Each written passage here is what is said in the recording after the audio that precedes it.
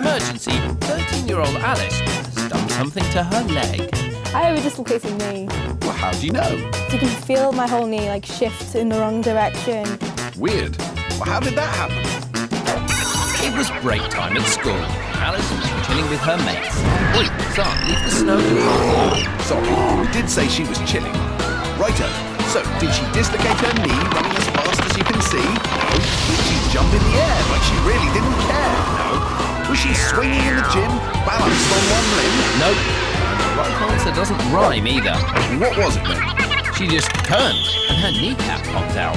Oh. Ouch. I've dislocated my knee 8 or 9 times before. 8 or 9 times? That's no laughing matter. On the case is Dr. Anne Kerr.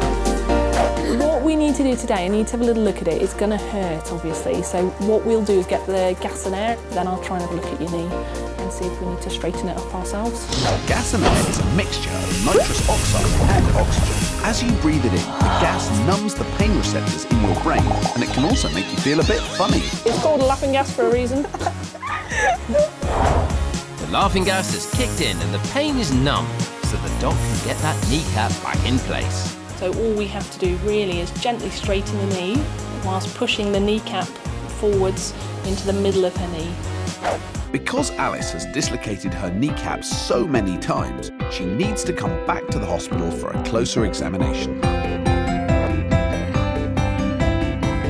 Time for another look at the problem leg. Doing that today is surgeon Nick Barton-Hansen. He's examining Alice while she's asleep under anaesthetic, so she won't feel a thing. Well, the two main tests, the first to see if her kneecap slides over to the side, which it did a bit more than the other side, and the other one to see whether the ligament's torn is.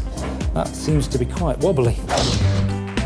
Your body is tied together to keep everything in place. Ligaments tie bones to bones, and tendons tie muscles to bones.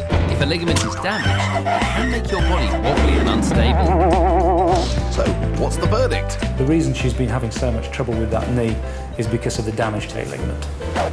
And that was caused by an old injury, and now her kneecap can move forward and back. So how can you help, Doc? What I'm going to do for her is to create a new ligament that can be done in one operation. Wow, amazing!